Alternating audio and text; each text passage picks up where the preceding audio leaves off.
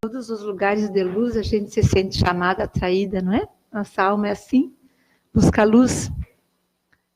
Mas nesse momento, assim, no fim do dia, vinha vindo agora lá de casa, estava pensando, vendo todo mundo correndo, todo mundo desesperado para chegar em casa.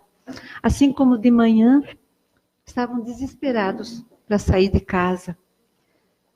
E assim nossos irmãos e irmãs estão vivendo no planeta Terra, sempre correndo para ir a algum lugar, depois voltar desse lugar correndo para outro, para onde saiu.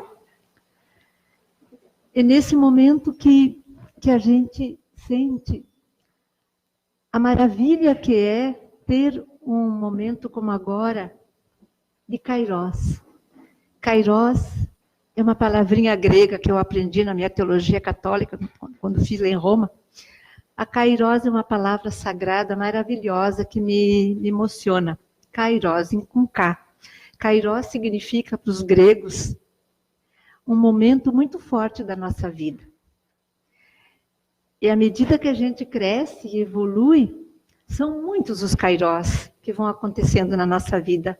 Kairos grandes e Kairos menores. E um momento como esse eu considero um momento Kairos. Um momento de luz, um momento de graça. Kairos é um momento de graça que me ajuda a dar um passo na minha evolução, seja qual for. Às vezes, Kairos é um momento de graça dolorosa.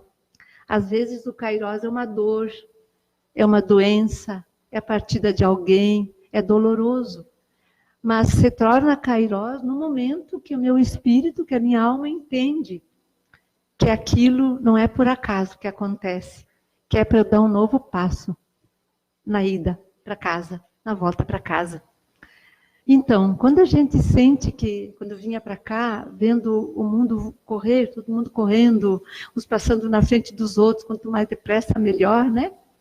Eu vinha pensando em como é maravilhoso a gente poder vir, nesse momento, para um momento de Kairos, em vez de estar correndo daquele jeito, por um outro motivo, que é chegar, o sair. E essa agitação, eu acho, do mundo, que fica dentro de nós também. E quando a gente se dá conta, o nosso ser interior está vivendo essa agitação em relação a tudo. Até eu vejo a oração. Até a oração as pessoas querem resposta rápida. Querem que apertar um botãozinho e Deus atender. Como que dizendo, se eu estou rezando, se eu estou orando, Deus tem que me atender ligeiro e fazer o que eu quero. E quanto antes, melhor. Então, nós ditamos para Deus o tempo nosso, como que dizendo, Senhor, faça o favor de se adaptar a mim, porque sou eu que estou fazendo a oração. Né? E assim o mundo vai, numa rapidez incrível. E quando a gente se dá conta, chegou o fim do mês, chegou o fim de outro ano, chegou o fim de 10 anos, de 20 anos, e podem acreditar que eu fiz 74 há pouco tempo, e eu tenho quase certeza que eu não passei 74 anos nesse planeta. Porque voaram esses anos. É tão rápido que vai tudo hoje. Só que nesse rápido, nós corremos o risco de errar o caminho, muitas vezes. E cada vez que a gente erra o caminho por causa dessa agitação, a gente perde um pouco de tempo. Por quê? Porque na hora que eu tenho que me dar conta, depois de uns dias, como eu errei o caminho, agora eu tenho que voltar para tentar de novo o caminho. Cada vez que eu tenho que, por causa da minha agitação, erro o caminho para acertar de novo, fazer esse feedback espiritual. Cada vez que eu faço isso, eu estou perdendo esse tempo que já está passando tão depressa. Então, eu devagarinho, com nossos grupos, a gente trabalha alguns pontos para a gente não se perder tanto. Um dos pontos nós chamamos a bolha. Né? Quando as pessoas se dão conta, vêm consultar, falar das suas depressões, do câncer, das tristezas que tem, que a gente faz isso todo o tempo, escutar as pessoas, quando as pessoas chegam a sentar na frente, que a gente pergunta como está. A primeira coisa que às vezes elas dizem, está tudo bem. Mas a gente sabe que se ela está ali é porque não está tudo bem. Que bom que ela veio. Então a gente vai provocando. Especialmente para os irmãos homens. As mulheres até vão soltando o verbo. Mas os homens seguram mais, que aprenderam que o homem não chora, então o homem não se queixa, o homem não fala, né? É uma pena, né? Então eu pergunto geralmente para os meus irmãos homens, está bem, então eu vou perguntar de outra maneira, como é que tu estás? Aí eu pergunto o nome deles, de 0 a 10, como tu estás? Aí vem a resposta. Quando a gente faz essa armadilha e pergunta, de 0 a 10, como tu estás? Como geralmente o homem tem isso de ser verdadeiro e querer ser verdadeiro, aí dizem 8, 7, 5, 4, 4 mesmo. Aí a gente sente que o ser não está bem. Por que a gente não sabe como a gente está, geralmente? Porque não temos tempo para sentir. Mas, de repente, vem esses momentos kairos na nossa vida em que a gente sente que está dentro de uma bolha muito apertada. Muito apertada. Especialmente uma bolha feita com o nosso problema emocional. Porque as nossas emoções são a grande causa da dificuldade de evolução. São a grande causa da nossa dor, do nosso sofrimento. Os nossos irmãos budistas, que eu amo muito, tem uma oração que cada vez que eles se encontram, eles fazem juntos. Que todos os seres sejam felizes, que todos os seres se libertem do sofrimento, que todos os seres busquem luz. É o que eles desejam para o mundo, cada vez que oram. É muito linda essa oração. Então, no momento em que a gente tem um momento kairos, que a gente às vezes percebe como a nossa bolha às vezes está apertada. A bolha da ansiedade, dos problemas emocionais lá de casa, dos problemas de relacionamento que parece que não tem fim, que a gente não encontra solução. Essa é a bolha que o ser humano está dentro, muito fechada e muito apertada. Mas quando a gente vai se dar conta que está apertada, a gente vai se dar conta quando está apertada, quando nos falta o ar, quando a angústia é muito grande, quando chega alguém e nos tira do sério, que a gente se impacienta por pouca coisa e vê, não, eu não estou bem. Aí a gente se dá conta, a minha bolha está muito apertada. Só que essa bolha, mesmo se a gente enxerga o irmão ou a irmã com essa bolha apertada, nós não temos como ajudar a ele abrir essa bolha. Essa bolha apertada dessa civilização, do jeito que o planeta está vivendo, a maioria dos seres estão com essa bolha muito apertada, ela só é furada de dentro para fora. A gente pode dar pistas para os irmãos e para as irmãs. A gente pode dar ideias quando conversa com eles. A gente pode dar sugestões. Como poderiam fazer? Furar essa bolha. Deixar o ar de Deus entrar. A espiritualidade entrar. Mas só acontece isso quando a gente passa por uma grande dor, geralmente. Por uma dor que a gente não aceita. Que a gente diz, isso não é para mim. Eu não aceito isso. Daqui a pouco a gente pode perceber, essa dor veio justamente porque eu estava com a bolha muito apertada e precisava me libertar. E quando a gente vê o outro, a gente sente, esse meu irmão, essa minha irmã, pode ser mais feliz, pode respirar. A gente enxerga de fora que o irmão pode ser mais feliz, que o irmão pode ter mais paz, que o irmão pode ser simplesmente viver. Mas é difícil a gente ajudar o irmão a abrir a bolha de fora para dentro. Alguém aceita sugestões, alguém não. E é assim que o nosso planeta vive. E por isso essa agitação, essa ansiedade tão grande, correndo. A gente sempre corre para chegar a um lugar, depois para voltar, corre também.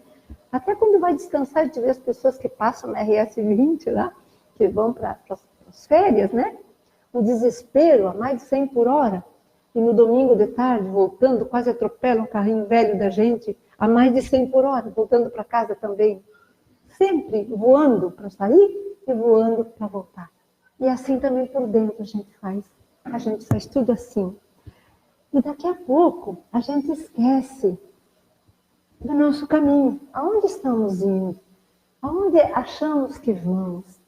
Quem é a gente nesse caminho? Será que a gente tem alguma ideia de quem nós somos? Será que quantas pessoas da humanidade nesse momento chegando em casa cansadas do trabalho, quantas pessoas conseguem se dar esse tempo maravilhoso de um segundo para perguntar, mas Quem sou eu? O que eu estou fazendo aqui? Da onde eu estou vindo agora? Por que eu vim correndo para casa quando eu saí correndo de casa hoje de manhã? Muito poucas pessoas. Isso eu chamo os momentos kairós. Quando a gente se dá conta de que algo não está certo. Só que a maioria das pessoas sentem aquela tristeza, aquele vazio de que algo não está certo e não conseguem perceber que nesse algo que não está certo só existe alguma coisa, se chama meu livre-arbítrio e minha escolha. Então o que está acontecendo com a maioria da humanidade?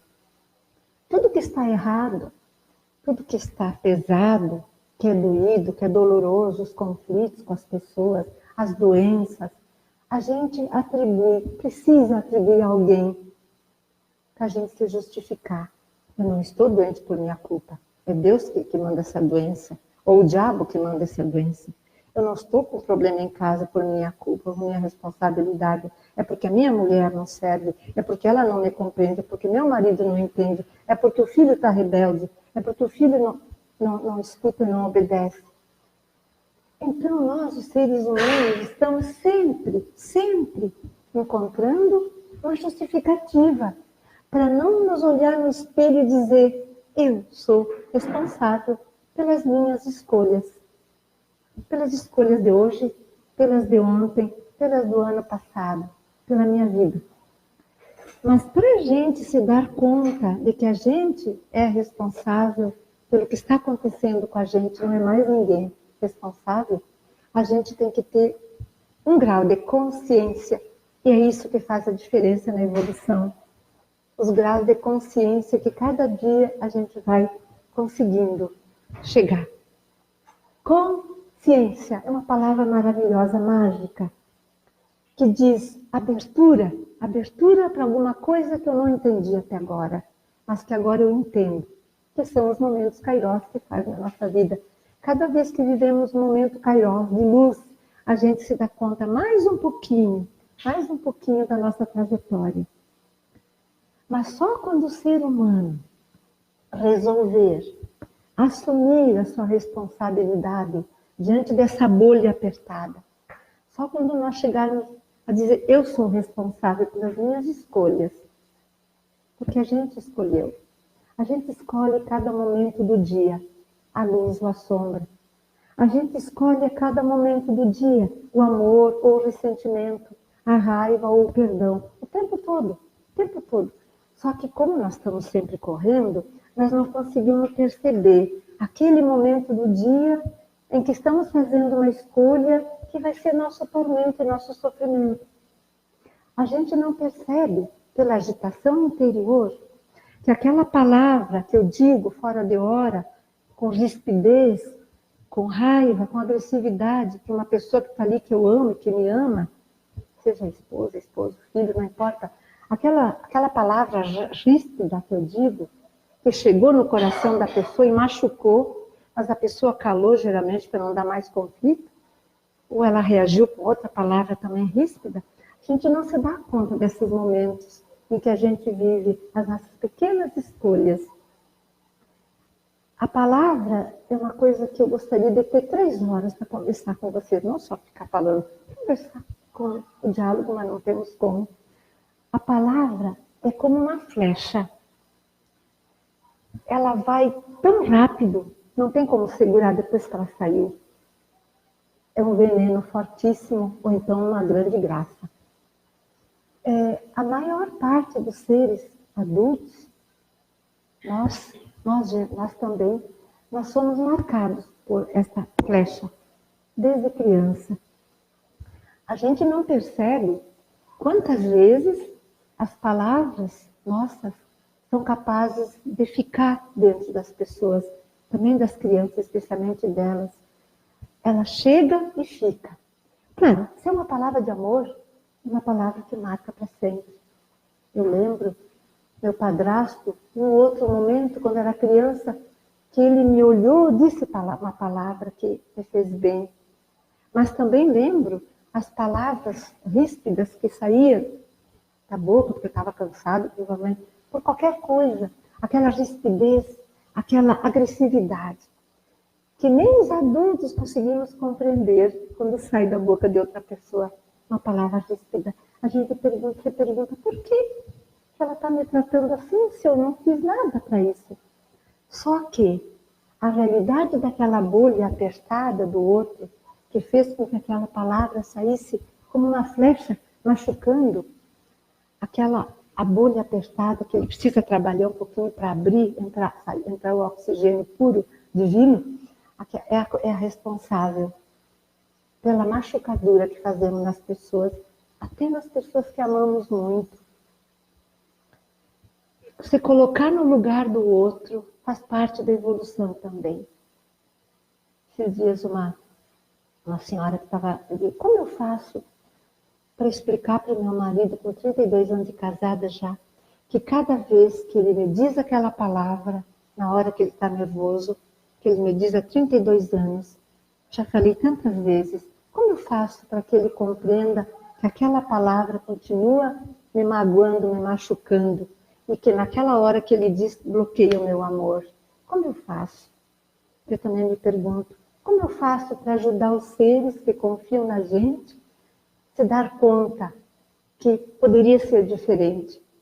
Aí eu digo, bom, o que eu posso sugerir, não aconselhar, mas sugerir, é que numa hora que tu esteja bem tranquila lá com ele, sabe que ele está tranquilinho, um pouco satisfeito, tem momentos que a mulher sempre sabe quando o marido está satisfeito, aproveita e pergunta, meu amor, o que tu farias no meu lugar se há 32 anos tu escutasses aquela palavra que dói tanto e tu continuasses fazendo do mesmo jeito, há 32 anos? Me diz, eu quero teu conselho. O que tu farias no meu lugar? Eu quero terminar com isso, mas eu não sei o que fazer. Tu me dá uma ideia? Então, geralmente, isso ajuda. Por quê? Ajuda porque a outra pessoa se bota no lugar da gente e pode acontecer uma mudança. Isso é muito bom. Uma outra coisa que ajuda muito, que eu faço com os grupos de mulheres, quando eu trabalho por aí com o movimento de mulheres, com momentos espirituais, curso de Reiki. Uma outra coisa que ajuda muito, essa empatia, seria, se a esposa está muito brava, muito nervosa, muito agitada naquele dia, ou o esposo está nervoso, bravo, agitado, que não tem um momento de calma e vai dormir assim, então eu ensino sempre um pequeno segredo, que já aconteceu umas coisas muito engraçadas com esse segredo, mas está valendo a pena. Então eu digo assim, se for o esposo, por exemplo, que acontece mais, eu digo, faz assim, tu deixa ele roncar, dormir, até roncar. Geralmente, elas dizem, quando eles roncam, não escutam mais nada. Enquanto estão roncando, não escutam nada. Então aproveita aquele momento. Você bota a tua camisola, o teu pijama, vai para cima da cama, chega bem silenciosamente perto do ouvido do cidadãozinho que tu ama, perto do ouvidinho dele, fala para ele, diz para ele tudo aquilo que tu queres dizer que ele nunca te escuta. Fala naquele momento, fala baixinho. Enquanto ele ronca, a alma dele vai escutar. Amém. Não está escutando o ouvido, mas a alma não dorme, ela escuta tudo. O espírito escuta. Então, elas fizeram muitas vezes isso. Até que aconteceu um caso, né, um dos casos que eu achei mais bonito de todos, que uma das senhoras de um grupo de mulheres, já com mais de 25 anos de casado, se queixou disso, né? Que o marido nunca escutava o que ela tinha de mágoa, nunca escutava ela. E numa reunião ela aprendeu esse método e resolveu colocar em prática. Então, naquela noite, depois que a gente falou na palestra, ela chegou em casa, depois que ele ia para começava a roncar, não acordava. Ela se preparou, se perfumou, ficou toda bonitinha, se deitou, apagou a luz, chegou bem pertinho do ouvido, sem tocar nele, porque tinha medo que ele acordasse, e começou. E falou, e falou, e falou. E disse tudo aquilo que não tinha dito nunca, o que ele nunca tinha escutado, ela dizia muitas vezes, né? Foi falando, foi falando. Ela falou mais de 10 minutos, ela acha. E ele continuava roncando. Que bom, ela pensou, se der certo, amanhã de manhã ele vai acordar melhor, né? Aí quando ela estava já falando há muito tempo, de repente ele abre um olho e pergunta, esse sermão vai demorar muito ainda? Escutou de verdade. Aparentemente, não aconteceu nada. Mas aí ela veio contar para nós na outra reunião, com muita alegria, agradecendo, porque ela disse, ele mudou, porque pela primeira vez me escutou. De curioso, mas me escutou. E esse escutar de curioso ajudou o casal a retomar a vida de uma maneira bonita. E assim somos nós, os seres humanos. Todo mundo precisa de um empurrãozinho, de uma ajudazinha, porque estamos todos com essa bolinha às vezes apertada. E aquele que está machucando, às vezes, talvez esteja com a bolha mais apertada ainda.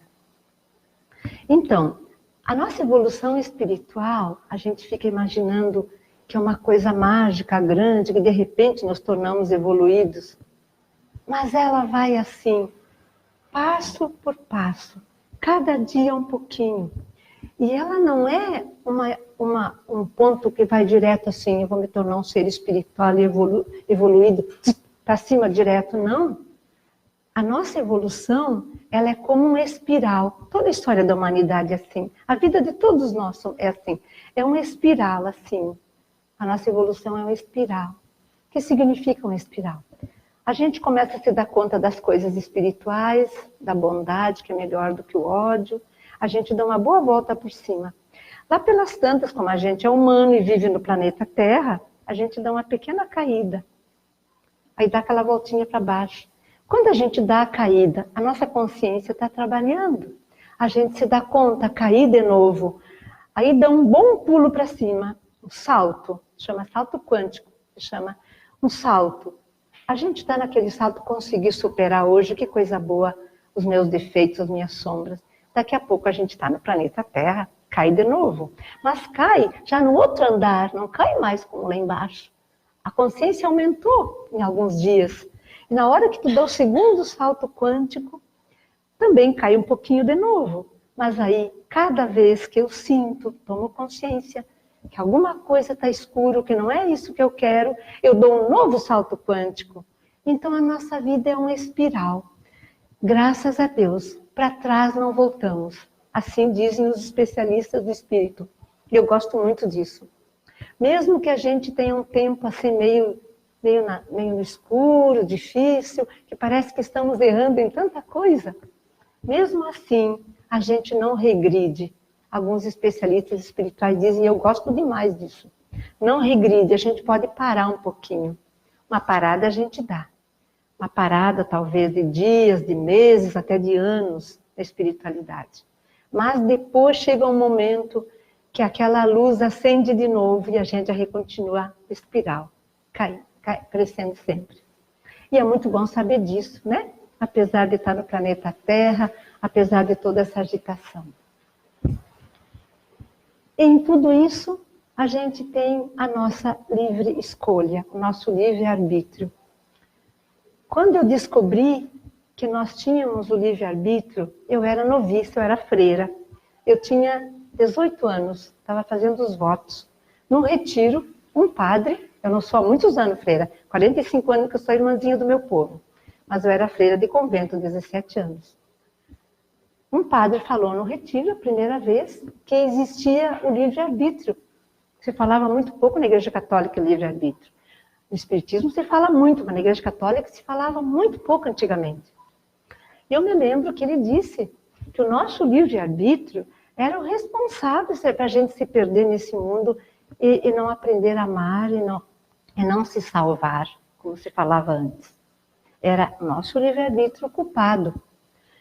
Eu me assustei tanto com isso, aí ele disse que era o grande presente que Deus deu para o ser humano. Era a liberdade de escolha, que é maravilhoso isso. Ele confiou tanto em nós que nos deixou livres para escolher o caminho. A gente que decide. Isso é muito bom. É um presente grande, Kairós de Deus. Quando o padre acabou às 9 horas, tinha que estar todas as jovens já na cama para levantar às 5 para a oração da manhã. Eu me lembro que eu deixei todo mundo dormir, contra a obediência, contra a ordem, levantei devagarinho e fui para a igreja, para a capela. Eu cheguei na capela para ter uma grande e importante conversa com Deus. Eu cheguei lá e eu disse, olha, Pai do Céu, Eu vim te entregar de volta aquele livre-arbítrio que tu me deste. Eu não quero. Eu estou te entregando de volta. Eu não quero mais a liberdade de ter que escolher. Porque é muito sério isso e eu não sei escolher. Bom, eu achei que Deus tinha aceitado. Tudo bem.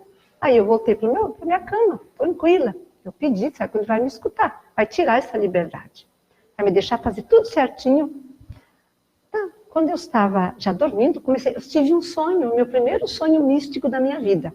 Depois vieram outros muito na vida, mas aquele foi o primeiro ainda, com 18 anos. O que eu sonhei? Sonhei que um ser de branco chegou perto da minha cama, tocou no meu ombro e disse, irmã Rafaela, me escuta. E eu, bem ligeiro, olhei para ele, quem é? Não precisa saber quem eu sou, mas eu te trago um recado de Deus. Tu andasse pedindo para ele uma coisa que ele não faz hoje. E ele mandou um recado para ti.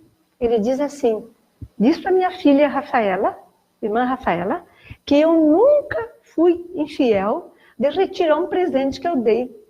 Não faz parte de mim, como aqueles noivos lá, né, que ficam de mal e vão lá e trazem tudo que deram para o noivo, né? Ele disse, eu não faço isso. O que eu dei está dado. Então, tu agora vive, que ela viva. Então, um anjo, eu acho, me deu esse recado. Eu lembro que quando eu acordei, me achei muito sério aquilo, muito sério. E desde lá, esse livre-arbítrio me faz pensar muito na vida. O que é essa liberdade maravilhosa e tão terrível que nós recebemos, não é?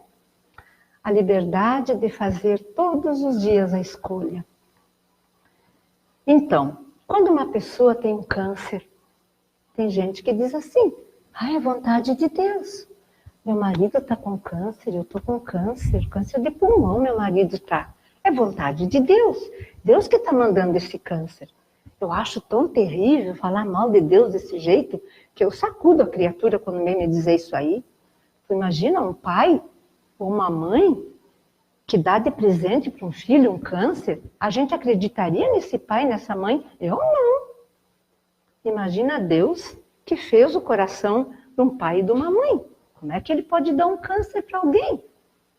Isso não tem como pensar uma coisa dessas de Deus. É uma calúnia, eu acho, do pai contra o pai. O que acontece, então, se não é Deus que nos dá essas coisas? A nossa liberdade. Eu já vi, trabalhando em hospitais antigamente, eu assisti morte de gente, por exemplo, com câncer de pulmão. 40, 50 anos de idade, deixando a família. E uma das piores mortes do mundo é por asfixia. Eu não quero mais ver isso aí. É muito triste. Uma das piores mortes. Então, muitas vezes a gente chegava para atender a família, para ficar junto. E aí dizia, é vontade de Deus. Tem que aceitar, não é, irmã? É vontade de Deus. Eu pensava, mas que Deus que mandou um câncer de pulmão para essa criatura?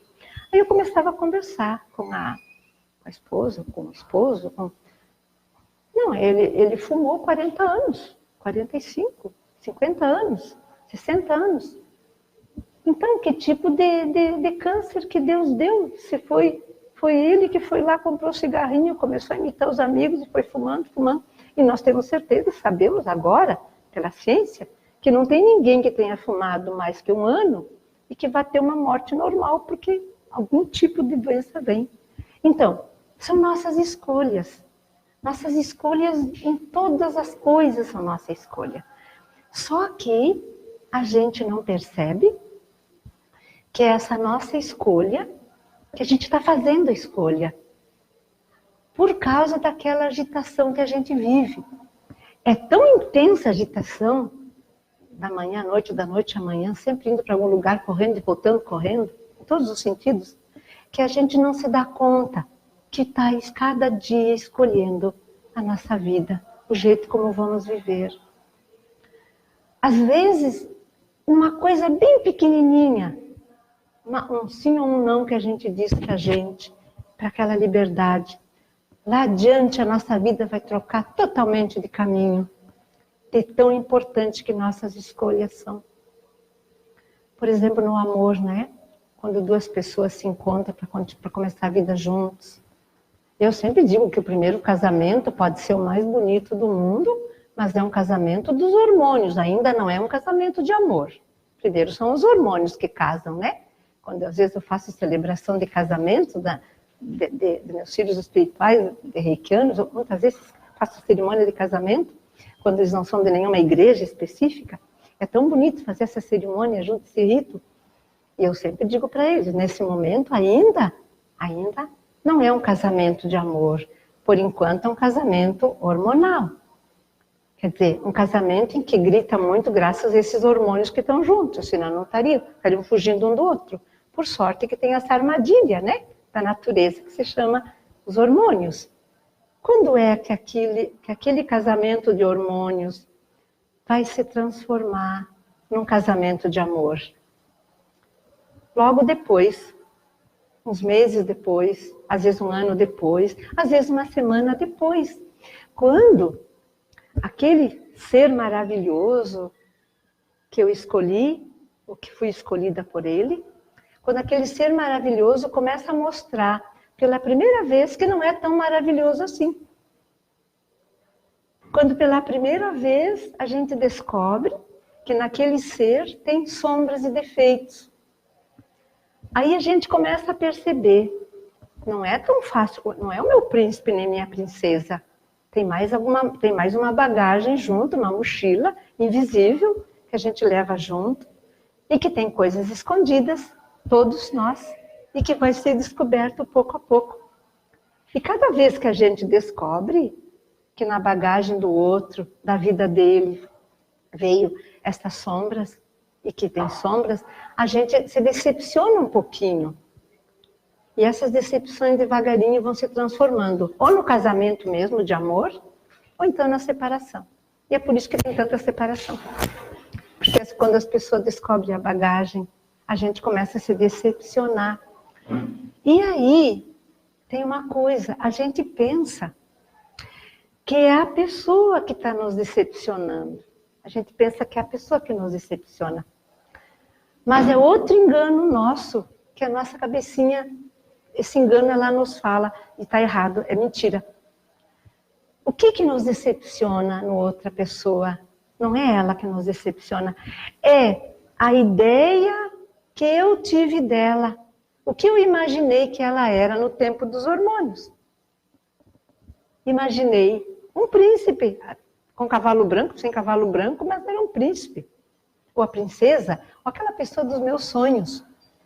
Mas quem foi que disse que essa imaginação era uma coisa real?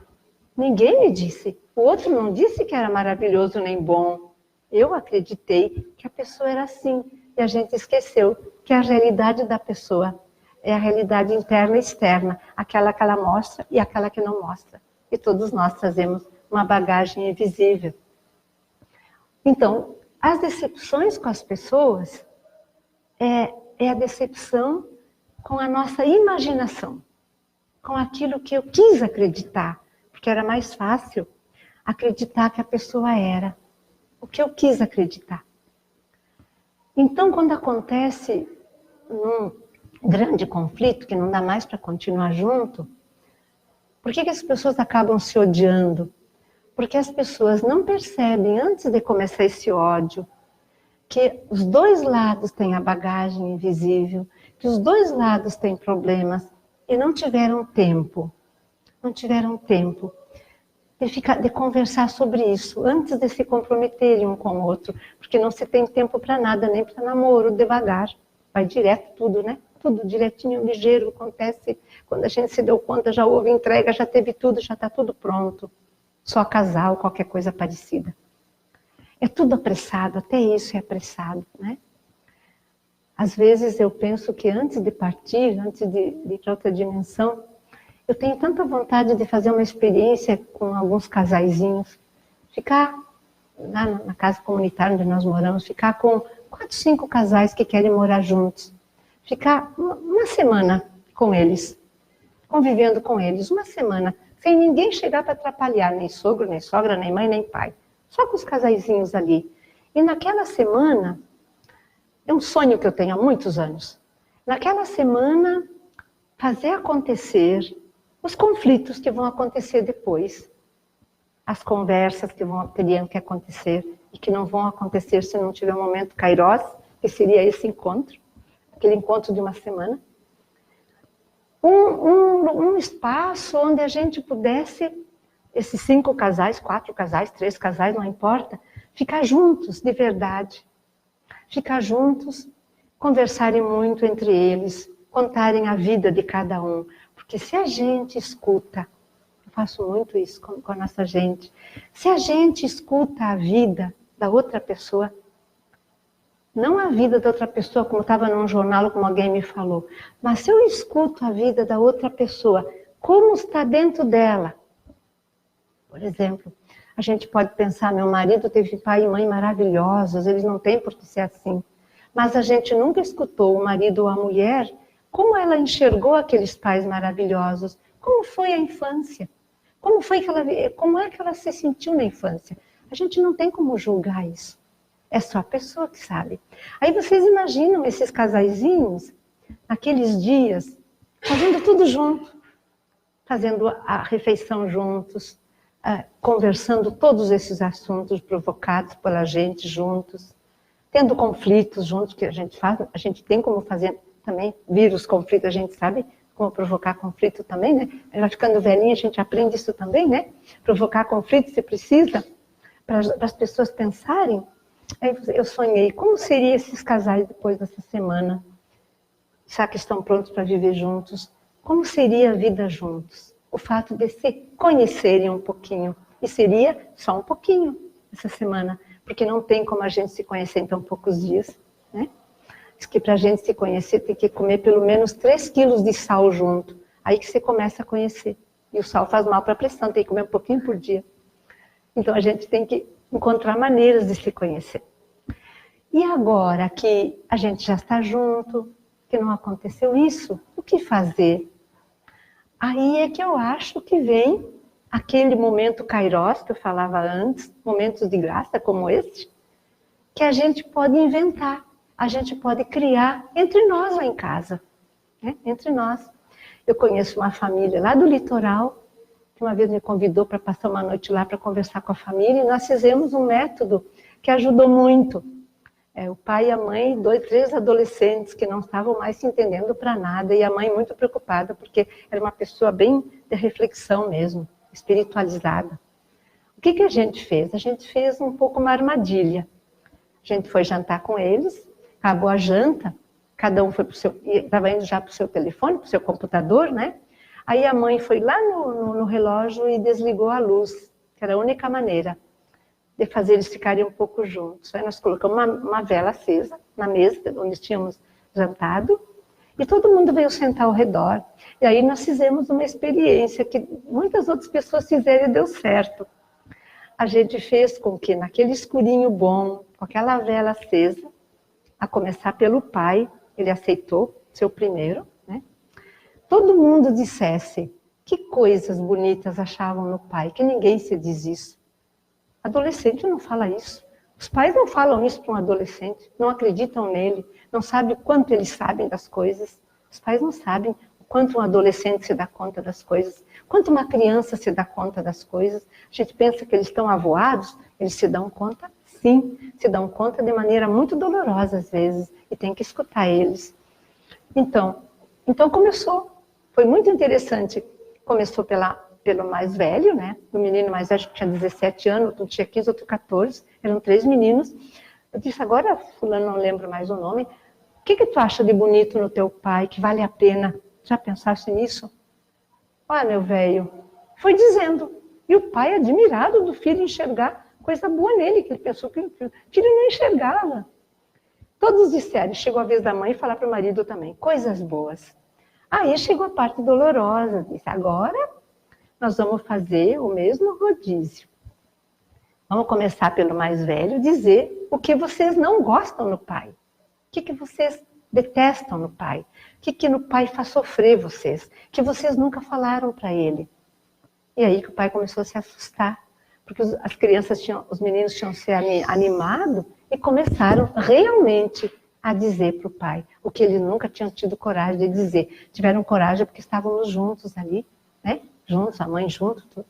E todos eles foram dizendo, um completando o outro, as coisas que o pai não fazia bem e que fazia eles sofrerem, que por isso que eles tinham certas atitudes, pelo jeito que o pai fazia. Depois, o pai chorou, o pai ficou, às vezes ele ficava revoltado, não aceitava. Depois que todo mundo falou, de todos, um por um, também dos jovens, foi mais de 2 horas nessa celebração. Ninguém mais lembrou da luz, depois que contamos que tínhamos desligado a luz, ninguém ficou bravo, porque já tinha acontecido o encontro de família. Isso significa momentos kairós, momentos de graça, que a gente pode provocar e fazer acontecer. Ainda tem tempo. Ainda tem tempo porque temos tempo ainda. É um tempo que está curto, mas nós temos tempo ainda. E assim a gente pode inventar tanta coisa, para a vida ficar mais feliz, para a vida ser mais alegre, para a gente poder confiar mais um no outro, para a gente poder acreditar que aquela pessoa vale a pena ainda estar perto dela, que vale a pena continuar o caminho juntos, antes de decidir cortar os laços.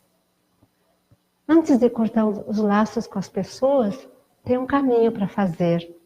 Mas como tudo é apressado, às vezes não se percorre esse caminho. Simplesmente a guerra começa, depois não tem mais chance. Não tem como parar mais o ressentimento, a raiva, o ódio. Ele toma um caminho que não tem mais volta, uma ladeira ele desce. E não tem mais como segurar. Então, a gente segura isso sempre criando situações com amor. Segura isso criando maneiras de chegar na outra pessoa. Cada um de nós tem como um muro entre eu e o outro. A gente cria muros entre as pessoas.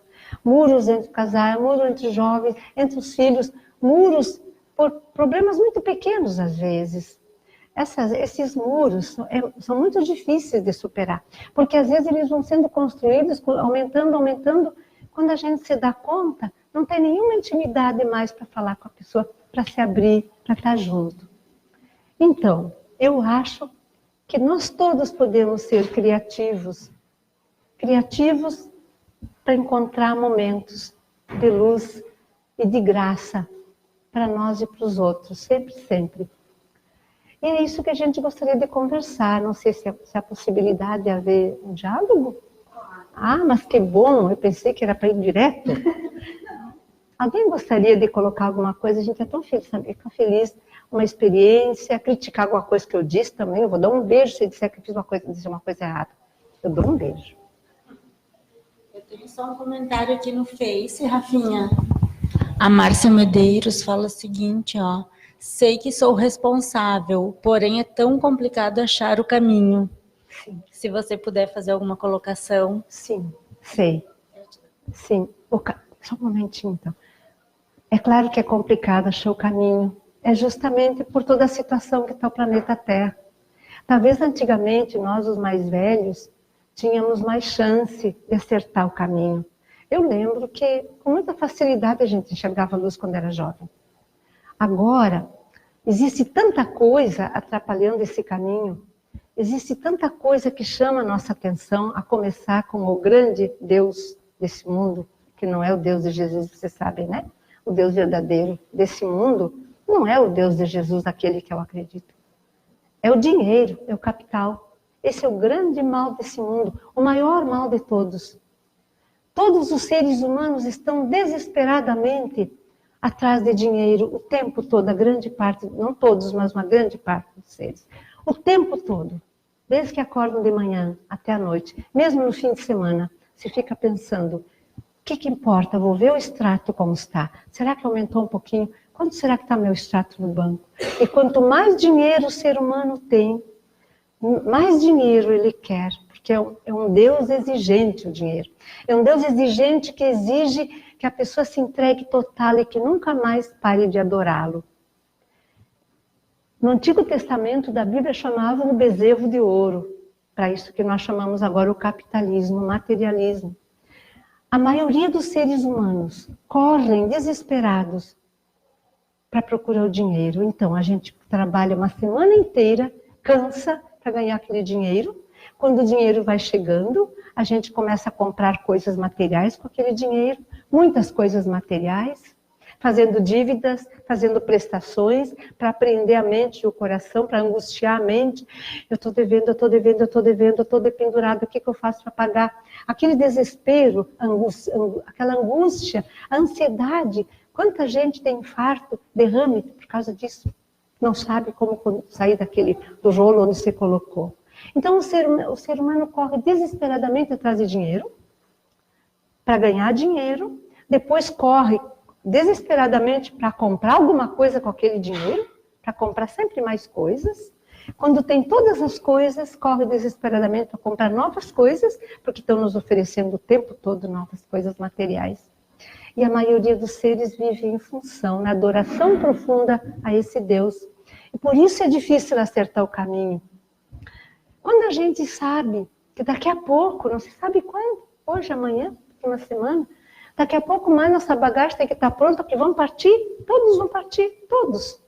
O presidente lá vai partir, só que eu acho que se esqueceu. O outro lá vai partir, também se esqueceu. A gente vai partir um dia para outro, um momento para outro. Olha esse Gugu tão venerado por todos, caiu lá, se foi. Olha como é fácil essa partida acontecer. Não temos o dia marcado. A gente não sabe o dia nem a hora, falou Jesus. Daqui a pouco, então, a gente fica pensando, o que faz com essa correria toda? Onde que fica viver, sentir a vida, sentir o amor, estar com as pessoas? Não tem como acertar o caminho homenageando Deus dinheiro dia e noite. Então eu acho que essa é alguma coisa que atrapalha o caminho, que bloqueia. Porque toda a minha energia a gente coloca em ver a conta bancária, como é que está. Quanto eu tenho ainda para o mês que vem? Quanto eu tenho para daqui a um ano? O que eu vou deixar para os meus filhos, em vez de deixar eles se virarem também, que é isso que importa. A gente vai juntando para deixar para alguém. Daqui a pouco, aqueles mesmos filhos, eu assisti tanto isso, brigam por causa daquilo que os pais deixaram. E também eles não vão viver, não tem como viver. Porque esse Deus escraviza todos os que o servem ele dia e noite, com o coração inteiro. Todos. Então, claro, aí fica o nosso espírito. Quando alguém está com muitas dúvidas, eu pergunto assim sempre, se alguém dissesse assim para ti, como é teu nome? Se alguém perguntasse, se chegasse e dissesse assim, escuta, daqui 3 dias tu vai partir. O que a gente faria nesses 3 dias? Olha que pergunta. O que nós faríamos se nos dissessem que nós iríamos partir daqui 3 dias? Será que a gente teria as mesmas preocupações que tem sem pensar no assunto? Será que amanhã de manhã a gente iria correr lá para o banco, ver como é que está o extrato no telefone, de quanto eu tenho de dinheiro? Será que eu ia pegar lá, me vingar daquele lá que está me fazendo mal? Será que eu continuava brigando lá em casa por qualquer besteirinha? Será? Não, porque a gente não ia ter tempo para tanto. Aí eu me pergunto, e nós sabemos se temos 3 dias? Não sabemos. A gente pode chegar ali e já partir. É tão fácil morrer, é tão fácil ir para fazer essa passagem. E para nos preparar para essa passagem, tem que ser muito lúcido, tem que ser muito consciente. Agora, nesse momento, viver aquilo que eu gostaria de viver no dia da minha passagem. Pensar, que marcas que eu vou deixar para as pessoas que eu amo? Vou deixar uma marca de agitação, de ganância, de briga, de conflito o tempo todo, de brigar por aquilo que não é importante? Será que essa marca vale a pena deixar para as pessoas que eu amo? Ou uma marca diferente de fazer também as pessoas pensarem que vale a pena caminhar direitinho, porque a gente já está chegando lá do outro lado, e é bem rápido isso. Como tudo é rápido, isso também é. A chegada lá também é rápida. Eu tenho certeza que nesse momento nós estamos rodeados de muitos seres de luz aqui, absoluta certeza. E nós temos certeza que esses nossos irmãos e irmãs que estão na outra dimensão torcendo por nós, eles estão me fazendo dizer isso para vocês. Eu tenho certeza que eu não preparei nada disso. Por quê? Porque é um recado de emergência, é um recado Kairos. É o recado mais importante que a gente poderia receber num dia de encontro espiritual. Prestar atenção em como a nossa bagagem está sendo preparada. Que bagagem que eu levo? Nada. Eu só posso levar o meu amor. O resto fica. O resto fica. Tudo o resto fica. Tudo. É só o meu amor que vai.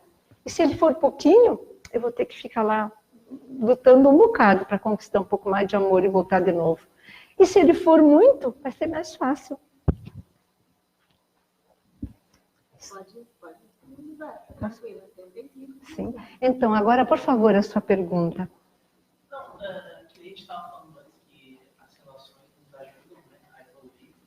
E a pergunta é nesse sentido assim, ó, quando a gente está disposto, mas a outra pessoa não está. Sei.